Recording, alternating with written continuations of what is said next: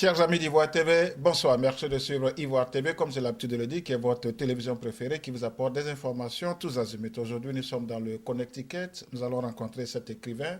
Je vais lui laisser le soin de se présenter. Il est aussi professeur d'université. Bonsoir, monsieur. Bonsoir. Est-ce que vous pouvez vous présenter, s'il vous plaît, à nos auditeurs d'Ivoire TV? Merci à Ivoire TV. Je suis Alfred Babo. Je suis enseignant-chercheur, aussi écrivain. J'ai publié deux ouvrages, dont celui dont nous allons parler ce soir. Et je suis donc enseignant à Fairfield University. Et avant ça, j'avais déjà enseigné à Bouaké, à l'université de Bouaké. Et j'ai fait une bonne partie de mes recherches en Côte d'Ivoire. Alors, docteur Babo, vous l'avez annoncé, vous êtes écrivain. Nous allons parler d'un de vos ouvrages aujourd'hui, L'étranger en Côte d'Ivoire. Par définition, qui est l'étranger? Par définition, l'étranger, il est celui qui est hors d'un groupe ou d'une communauté ou d'une nation. Donc, selon les différentes échelles, on peut définir l'étranger à partir du moment où il est hors de l'entité qui le considère comme étranger. Évidemment, c'est une notion qui a une dimension à la fois sociologique, mais aussi politique et administrative. Donc, être étranger aussi s'accompagne d'un certain nombre de documents administratifs qui montrent que vous n'êtes pas d'une nation et que vous êtes d'une autre nation. Évidemment, à l'intérieur d'un pays, on peut être étranger selon qu'on soit étranger venant d'une région pour aller s'installer, par exemple, dans une autre région. Donc, les gens de la région haute pourraient vous considérer comme un étranger. Et pour là, on n'a pas forcément besoin de papiers qui démontrent qu'on est étranger. Donc, la notion d'étranger qui fait appel à des documents administratifs est plus à l'échelle nationale. À l'échelle nationale, donc si je suis un étranger en France, si je suis un étranger au Bénin, évidemment, ça montre que je ne pourrai pas démontrer que j'ai une carte nationale d'identité béninoise ou une carte nationale d'identité française, par exemple. Alors, vous-même, docteur Babo, vous-même, vous avez été étranger parce que dans le livre, vous parliez d'avoir vécu dans la région Baoulé. Vous êtes du centre-ouest de la Côte d'Ivoire. Bien sûr. Alors, parlez-nous un peu de votre expérience. Quelles sont aujourd'hui les difficultés que vous avez rencontrées quant à votre insertion au niveau du pays Baoulé? Alors, c'est une expérience assez intéressante parce que un jeune étudiant, après mon bac, donc j'ai été orienté à l'université de Bouaké qui ouvrait pour la première fois dans cette région. Donc, nous étions les premiers étudiants de cette université et nous étions les premiers étudiants de cette ville et de la région. Donc, pour l'ensemble de cette région, c'est vrai que c'était une première expérience de recevoir un grand nombre d'étudiants, mais ce n'était pas quelque chose d'exceptionnel puisqu'il y avait des fonctionnaires, il y a des fonctionnaires qui viennent d'autres régions qui sont donc fonctionnaires à Bouaké. Donc là, n'était pas forcément quelque chose de nouveau. Mais pour nous qui quittions la ville d'Abidjan et qui arrivions pour la première fois à Bouaké, il fallait aller, par exemple, pour chercher une maison, obtenir un petit appartement, c'était un peu difficile pour nous qui n'étions pas logés sur le campus. Donc ça nous a permis, moi personnellement, ça m'a permis de rentrer en contact avec des populations baoulées où je cherchais un appartement par-ci, une chambrette par-là. Donc ça m'a permis d'avoir, disons, des connexions avec ces populations et d'essayer de les connaître. Mais je suis en train de parler d'une période, donc de 1992, où effectivement la dimension politique aussi était assez intéressante en termes d'accueil. Donc l'ouverture de l'université, c'était aussi une sorte d'injonction du gouvernement demandée aux populations locales d'accueillir tous les étudiants qui arrivaient là.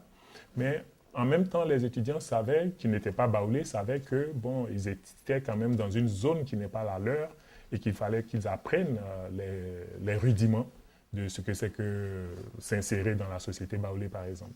Et moi, ayant choisi la sociologie, j'ai eu la chance, par exemple, d'aller dans des villages, d'aller vraiment au plus proche des populations et d'apprendre de comment est-ce qu'en pays baoulé, on vous reçoit, par exemple, quand vous êtes un étranger, quand vous n'êtes pas de la région, comment est-ce qu'on dit bonjour, comment est-ce qu'on vous offre le vin de palme. Et tout ça commence à rentrer dans le processus d'accueil et d'acceptation de l'étranger dans la communauté baoulée. Alors, dans un sens plus large, nous allons parler un peu des étrangers qui viennent en Côte d'Ivoire. Nous allons parler aussi de la crise ivoirienne parce que on a toujours dit que ces étrangers ont une mainmise sur la crise ivoirienne, ont leur participation quant à la crise ivoirienne. Le président Houphouët, depuis l'ascension de la Côte d'Ivoire à l'indépendance de 1960 jusqu'en 1964, avait prôné cette politique d'insertion. À plusieurs reprises, il est allé, vous le décrivez dans le livre, il est allé au Burkina et il a dit que les Burkinabés se trouvent chez eux en Côte d'Ivoire comme Ivoiriens, vice-versa. Alors, est-ce que ce n'est pas un peu cette politique d'antan là qui nous a peut-être causé tout ce que nous savons aujourd'hui en Côte d'Ivoire, comme vous le décrivez si bien dans le livre? Oui, je vais dire la politique d'ouverture en elle-même n'est pas un problème. La politique d'ouverture, nous vivons aux États-Unis, nous vivons dans un pays qui est un pays d'immigration, un pays qui s'ouvre donc aux étrangers, qui s'ouvre aux immigrants. Alors là où donc, la politique d'Houphouët-Boigny, c'était donc justement d'ouvrir les frontières de la Côte d'Ivoire à toutes sortes de compétences, à toutes sortes de valeurs qui étaient, et comme je l'ai dit dans le livre, Houphouët était un vrai nationaliste. Pour lui, tout ce qui pouvait servir à son idéal de créer une Côte d'Ivoire modèle et moderne, et donc tout ce qui pouvait participer à ce processus, lui, il était partant pour les accueillir en Côte d'Ivoire. Donc, cette politique d'ouverture en elle-même n'est pas, c'est pas elle qui est le problème. Le problème se situe au niveau de la façon dont on passe d'une politique plus ou moins informelle parce qu'en fait, Houphouët a créé le cadre, mais il n'a pas vraiment soutenu l'ensemble du dispositif avec un certain nombre de lois qui auraient pu permettre un renforcement de cette politique et accorder des droits non discutables à ces étrangers. Docteur, je m'excuse de vous arrêter. Est-ce qu'en son temps, c'est parce que ce n'est pas parce que le président Houphouët disposait, par exemple, de tous les pouvoirs.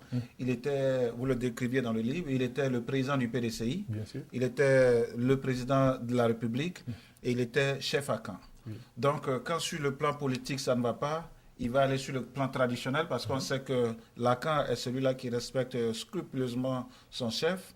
Alors, est-ce que c'est un peu comme ça que le président Houphouët a pu s'en sortir? Et puis après, nous avons eu la notion d'ivoirité en Côte d'Ivoire.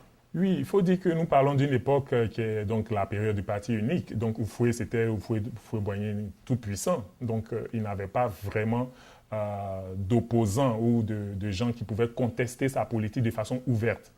Par contre, là où les gens peuvent se tromper, c'est que Houphouët a quand même fait face à un certain nombre de refus des Ivoiriens, et j'en parle dans le livre.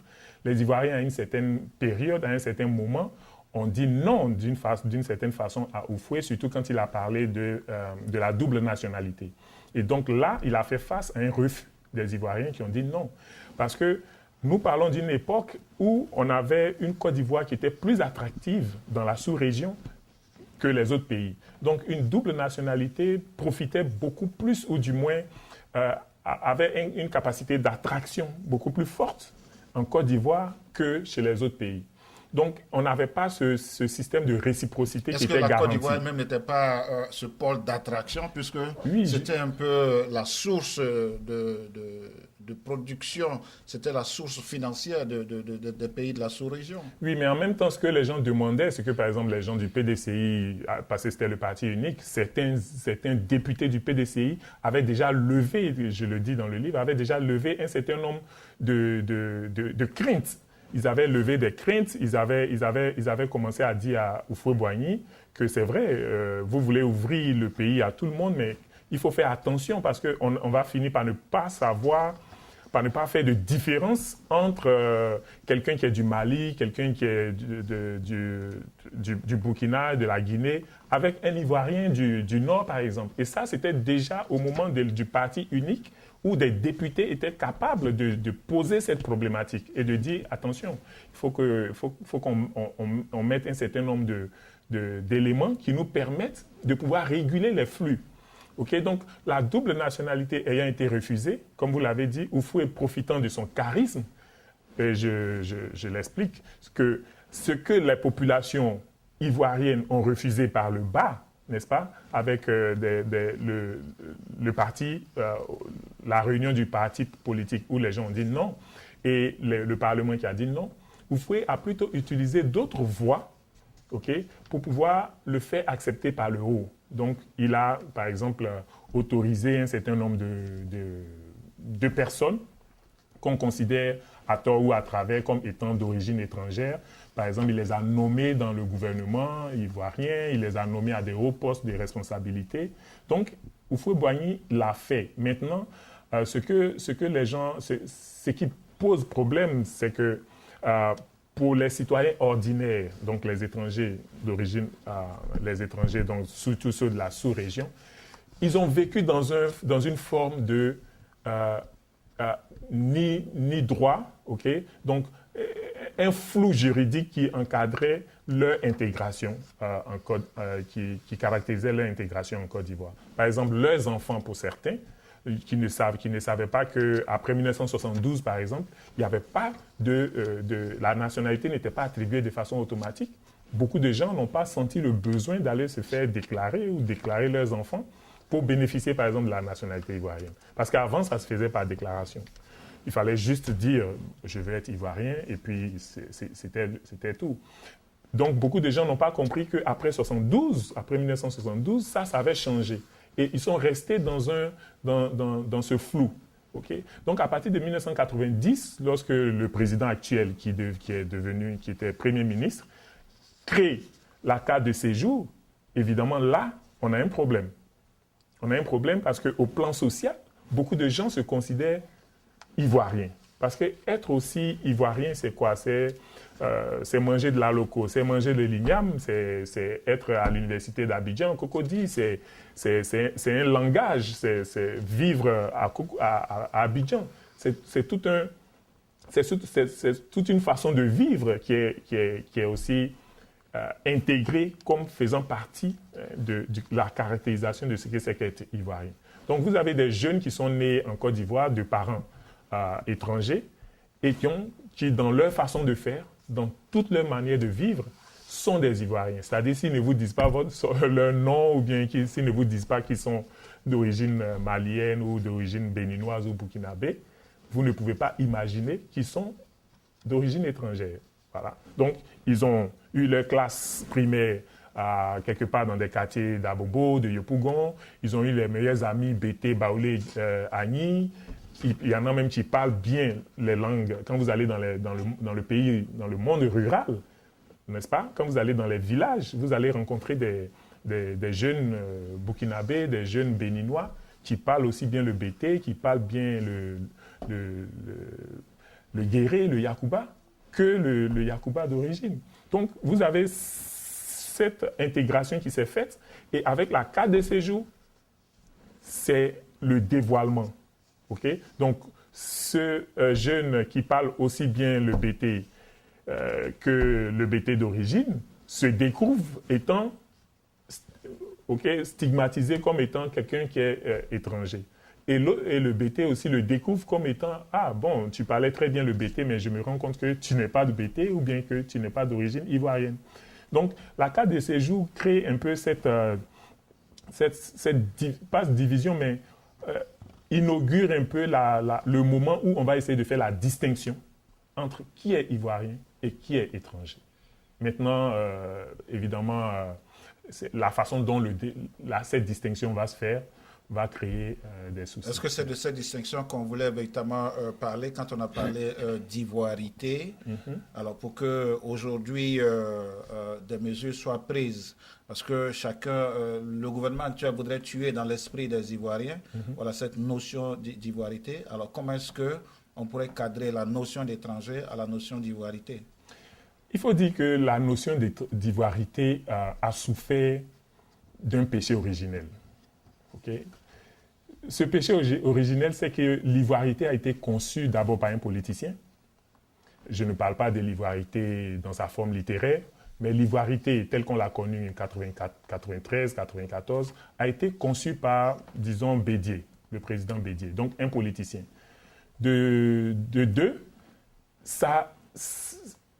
et cette notion a été jetée sur le champ politique, donc dans le domaine politique. Ça a été beaucoup plus repris, retravaillé, discuté par les politiques, plutôt que dans une autre forme sociale. Et donc, c'est pour ça que je vous disais que, tout à l'heure, je vous disais que l'ivoirité pouvait être une réponse sous forme, une réponse valable, par exemple, au moment où on a commencé à connaître les difficultés liées à la carte de séjour, par exemple.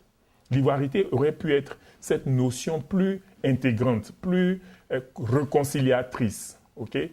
Pour dire que tous ceux qui se reconnaissent ivoiriens, tous ceux qu'on peut reconnaître comme ivoiriens dans leur façon de faire, peu importe s'ils sont d'origine étrangère, mais qui peuvent manger un plat particulier ivoirien, okay? Qui se reconnaissent dans la danse ivoirienne, donc qui ont une certaine culture qui est particulière à la Côte d'Ivoire, sont considérés comme des Ivoiriens. Donc cette notion d'ivoirité, si elle n'avait pas été été portée avec ce péché originel, aurait pu être plutôt quelque chose de plus conciliant, plus intégrant. Mais la notion d'ivoirité, parce qu'elle a été plus politisée, a fini par devenir négative, a fini par créer ce qu'on peut appeler donc, toute la crise sociopolitique en Côte d'Ivoire. Mais il faut peut-être faire peut-être le deuil de cette ivoirité politique et puis peut-être recréer une autre notion qui rassemble les Ivoiriens, peu importe leurs origines. Voilà. Mais maintenant, comme vous dites, avec la situation actuelle où les gens disent il faut tuer l'ivoirité telle qu'on l'a connue, alors moi je dis cette ivoirité telle qu'on l'a connue, qu'on veut tuer, c'est juste celle qu'on appelle l'ivoirité dans sa dimension politique, où on a voulu utiliser l'origine, par exemple, d'un individu, éventuellement candidat à quelque poste que ce soit, pour lui dire que, à cause de son origine ou de celle de ses parents, il n'a pas un certain nombre de droits dans la société ivoirienne ou au plan politique ivoirien. Donc, à partir de ce moment-là, ça a créé des problèmes à un certain nombre de personnes qui se sont retrouvées. C'est dans ce sens-là, docteur, que vous disiez dans le livre, je crois dans les années 1935 jusqu'à 1932 et 1947, une partie du Burkina, de la Haute-Volta, était rattachée à la Côte d'Ivoire. Donc ceux-là, du coup, sont ivoiriens. Alors, comment se fait-il que, du fait, on peut leur régner la nationalité ivoirienne aujourd'hui, qui peut-être a suscité ce que nous connaissons? Oui, mais ça aussi, c'est l'histoire de la Côte d'Ivoire. C'est cette dimension, cette partie de l'histoire coloniale de la Côte d'Ivoire et de l'ancienne Haute-Volta, et aujourd'hui Burkina Faso, que certainement beaucoup d'Ivoiriens ne connaissent pas, et qui jugent juste sur les faits actuels. Alors donc, il y a eu un moment où, effectivement, les deux colonies ont été associées, créant, c'était pour des raisons économiques. Il faut dire que l'administration coloniale française avait une logique, c'était de développer la colonie Côte d'Ivoire en introduisant un certain nombre de cultures, et ils étaient persuadés qu'en faisant cela, en créant ce canal, c'était juste pour faire descendre sans frontières tous ceux qu'ils considéraient comme une main-d'œuvre à bon marché, pour venir travailler dans le sud de la Côte d'Ivoire. Donc, ils n'avaient pas besoin de faire des papiers pour ces gens et les descendre dans les zones forestières ivoiriennes pour pouvoir faire des travaux. Mais cela dit, ces personnes se sont installées durablement. Et si vous allez dans les régions de Boisflé, vous avez ces villages. Dans la zone de Boisflé, vous avez ces villages, vous avez ces régions. Ces personnes-là qui sont là. Et je crois qu'à partir d'une certaine époque, d'un certain moment, en 1980, je crois dans les années 90, le président Bédié avait même octroyé une nationalité de façon groupée à un ensemble de ces villages-là, pour que cela soit réglé une bonne fois pour toutes. Mais encore une fois, ce que je veux dire, la nationalité, c'est un choix. Pour certains, notamment pour l'étranger, c'est un choix. C'est vous qui allez dans un pays et qui décidez de dire, après un certain nombre d'années, j'épouse les valeurs de ce pays et je veux être membre de cette nation. Et c'est comme ça que vous faites les démarches de naturalisation. Donc, comme je le dis, c'est d'abord quelque chose de volontaire. Vous faites des démarches, nous sommes aux États-Unis, vous devez savoir qu'à un certain moment, les gens font beaucoup de ce qu'on appelle des applications, donc des candidatures.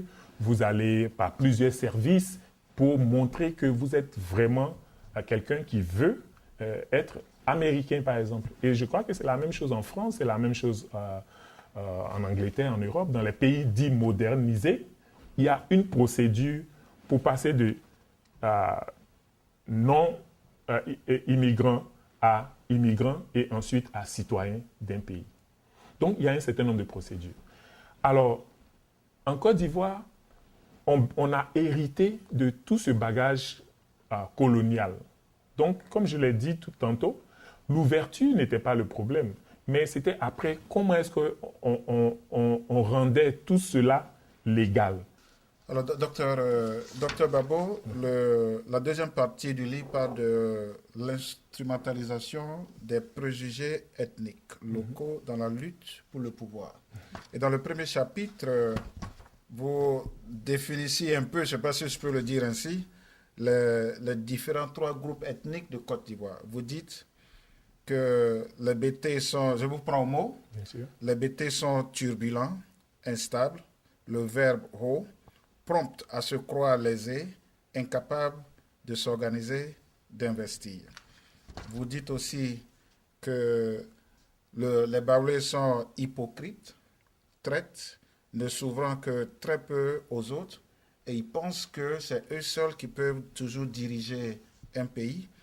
Les Dula portent leur rapport laxiste à l'hygiène et surtout leur propension à vénérer l'argent, une idée enracinée en réalité dans leur longue tradition de commerce.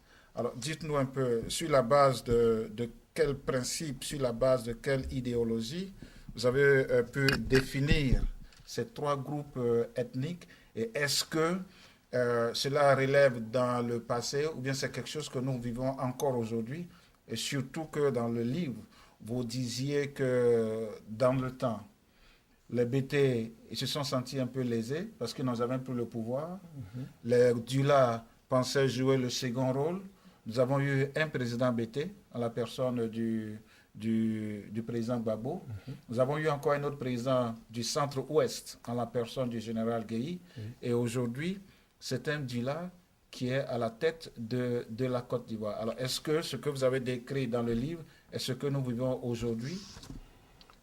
D'abord, je voudrais porter une petite correction. C'est que la première citation que vous faites, par exemple, sur les BT, je fais un rapprochement entre les préjugés et la description ethnographique, ethnologique qui a été faite des différents groupes dont il est question dans le livre. Donc, je parle de la description faite par le colon des différents groupes.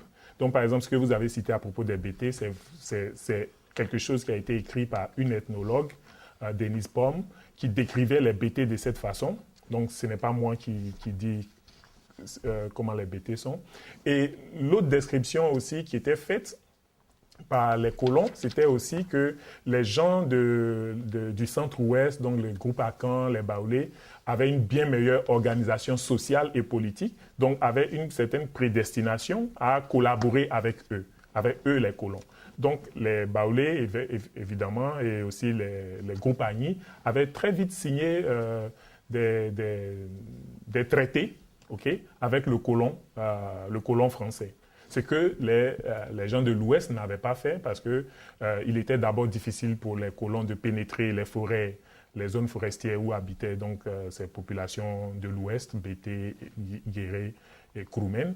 Donc il y a eu une sorte de résistance des Bété, donc de tous ces groupes qui sont dans les forêts. Du coup, le colon les a décrits sous une image négative. Parce que pour le colon, est positif celui qui vient vers eux et qui collabore avec eux.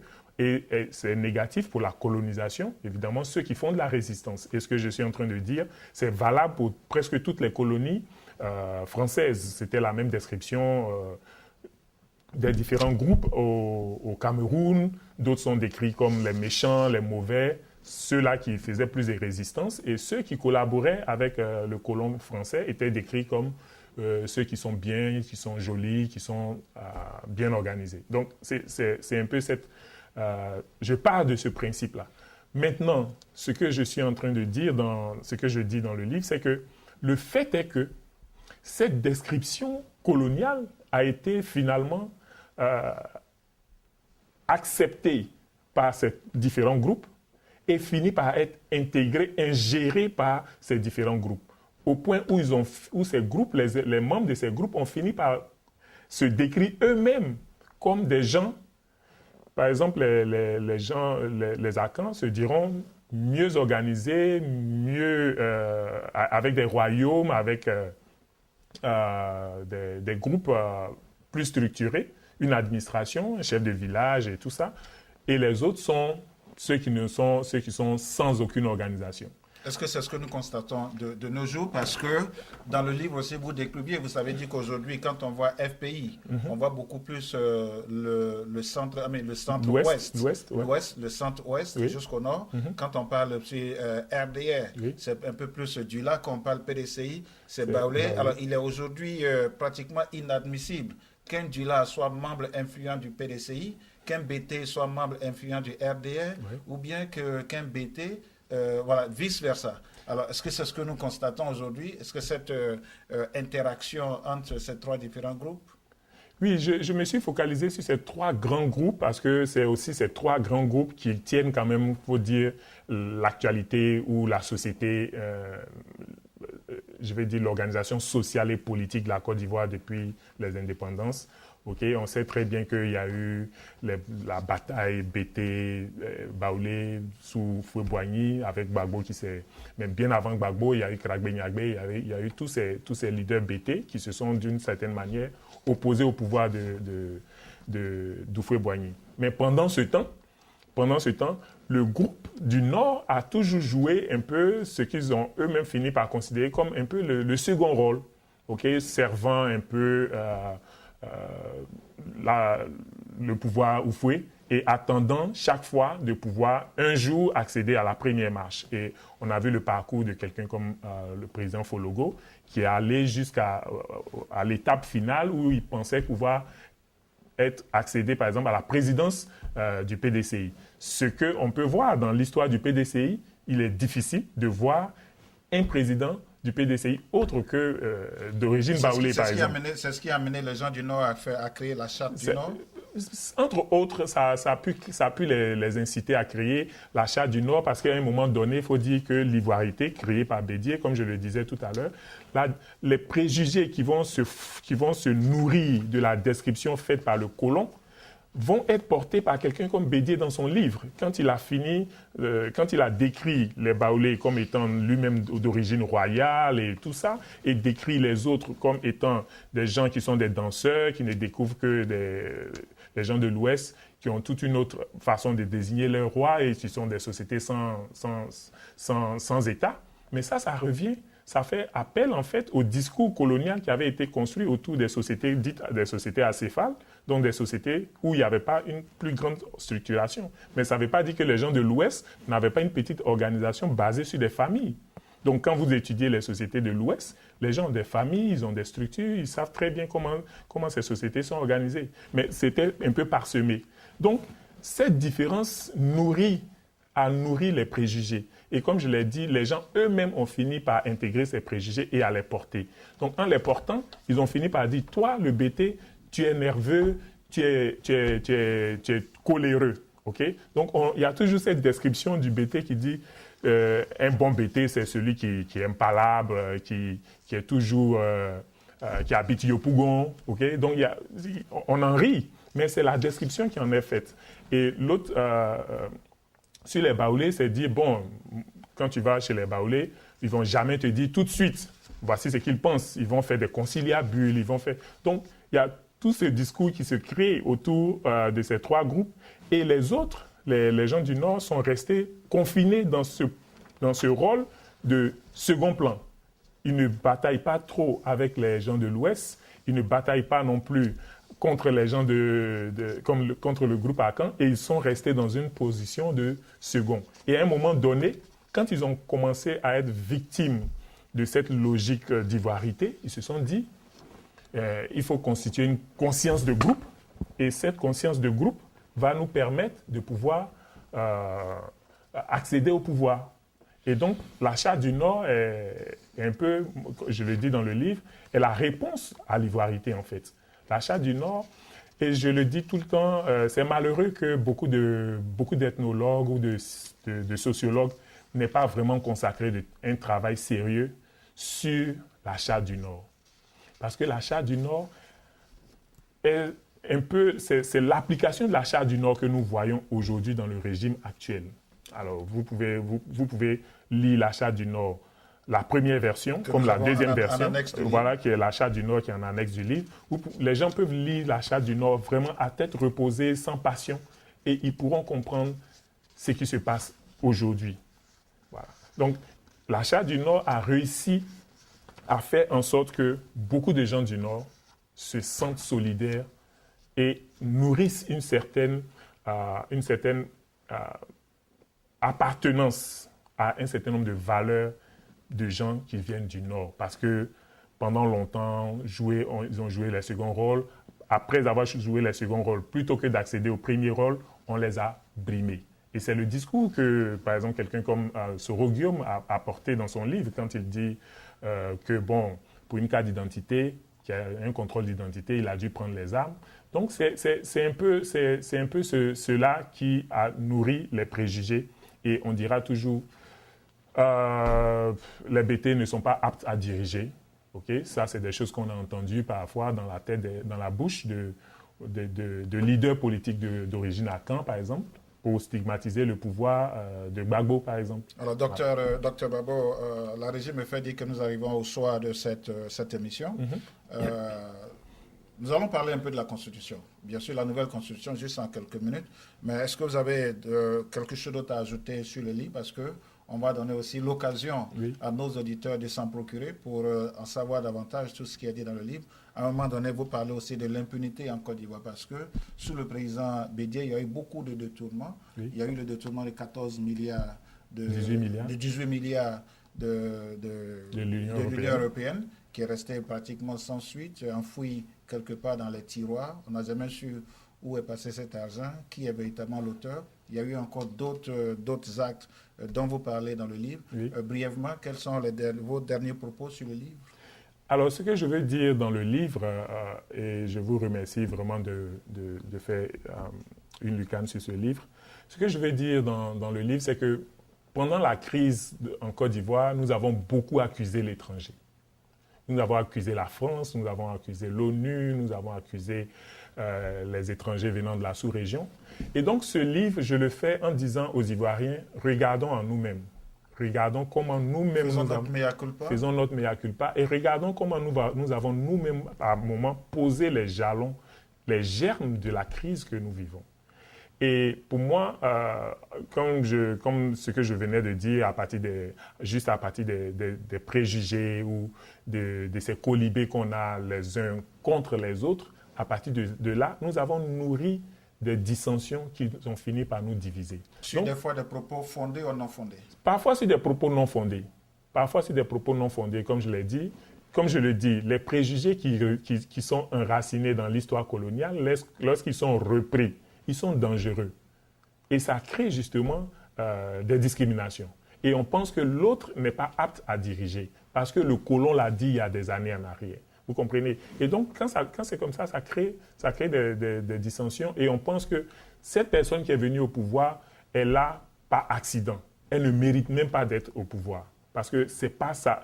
Elle est issue d'une société qui n'a aucune notion de ce que c'est que le pouvoir. Les autres ne peuvent pas accéder parce qu'ils ne connaissent rien au pouvoir. Les autres ne peuvent pas y accéder parce qu'ils doivent juste s'occuper de leurs affaires au marché. Vous comprenez? Donc, lorsque ça a été posé de cette façon et qu'on le porte dans le corps social, les citoyens ordinaires finissent par y croire et ça devient dangereux. Donc, moi, je dis simplement dans le livre qu'il faut qu'on fasse quand même notre propre introspection et qu'on regarde comment on a conçu notre société ivoirienne et qu'à partir de ces éléments-là, à partir de ces éléments de vérité, on peut revenir on peut mieux construire notre société ivoirienne sur la base, pourquoi pas des alliances, pourquoi pas des accords qu'il y a, des sociétés plus intégrées. Alors, donc voilà un peu ce que j'explique dans... Voilà, merci bien docteur. Juste un mot sur la nouvelle constitution qui aboutit sur la Troisième République.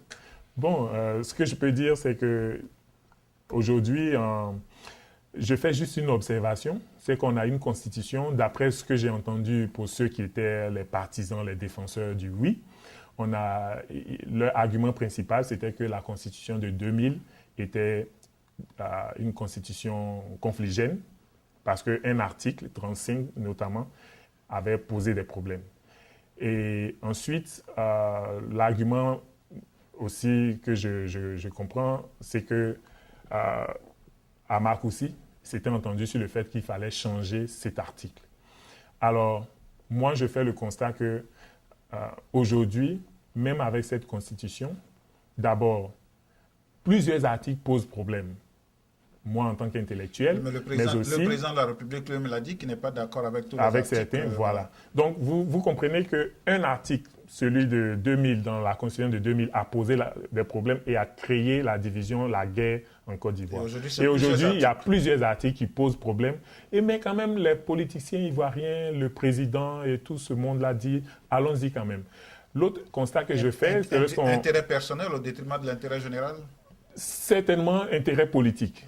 Intérêt politique, quand j'écoute tous ceux qui parlent, je pense que certains militants ne disent que oui parce qu'ils sont militants du RDR ou du RHDP ou parce que le président a dit qu'il faut voter oui. Donc c'est ça un peu. Quand le président parle, personne, c'est quoi? Parce qu'on a peur de se voir hors classe? Non, nous sommes dans des régimes présidentiels trop forts où encore on continue de croire que le président peut régler tout.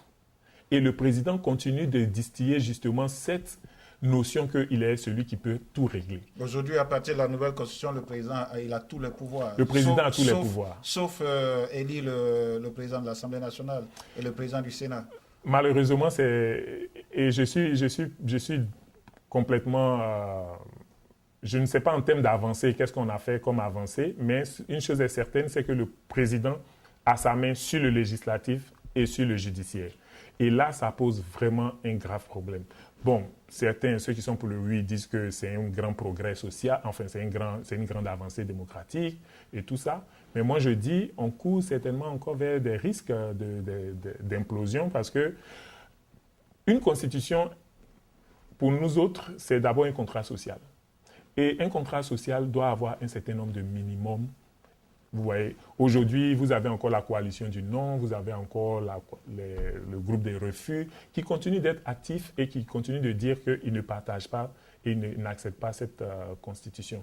Moi, je pense que lorsqu'on dit qu'on fait une nouvelle constitution pour régler un problème, pour créer vraiment, pour faire un passif sur ce que nous avait divisé, la nouvelle constitution même si on ne la partage pas tous, elle ne peut pas créer autant de divisions aussi profondes, sinon plus profondes que celles qu'on disait pouvoir remplacer. Alors, docteur, votre dernier mot, les législatives à venir sont décriées aujourd'hui, les différents choix des différents partis politiques. Les jeunes sortent, les jeunes maintenant arrivent aux mains avec les policiers. On a vu des cas, bien sûr, à Yamoussoukro.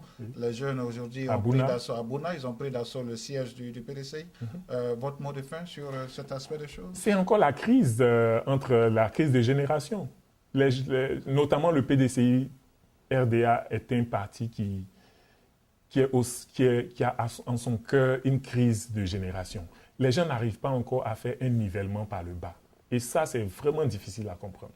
On n'arrive pas à comprendre que dans une société au XXIe siècle, où des présidents des puissances comme les États-Unis, Barack Obama a accédé au pouvoir, il n'avait pas encore 50 ans.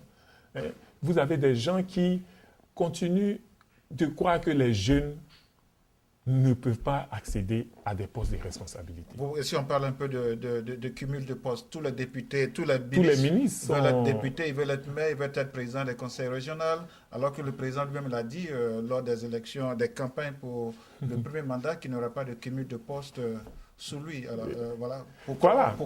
Pour clore, c'est pour dire qu'il y a ce qu'on dit et il y a la politique, la réelle politique, c'est qu'aujourd'hui, ces partis politiques pensent que la meilleure chance qu'ils puissent avoir pour contrôler le Parlement, c'est de mettre dans la course leurs meilleurs chevaux, qui sont donc les ministres, qui ont les moyens, non seulement les moyens privés, mais qui ont les moyens de l'État pour pouvoir faire campagne et continuer de montrer justement aux populations que c'est eux qui peuvent régler les problèmes. C'est pour ça que je dis, nous sommes dans des régimes où on continue de penser que le poste politique est un poste de rente, est un poste où on peut continuer de dire à l'autre, aux citoyens ordinaires, que c'est moi ceux qui peut régler vos problèmes.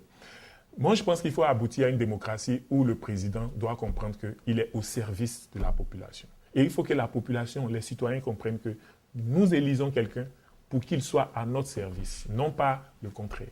Donc voilà un peu la situation actuelle. Voilà, merci bien docteur. Chers amis du Voix TV, comme le constatez, c'est vrai que je le disais tout à l'heure en introduction, nous sommes dans l'État du Connecticut. Nous sommes ici pour rencontrer le docteur Alfred Babo.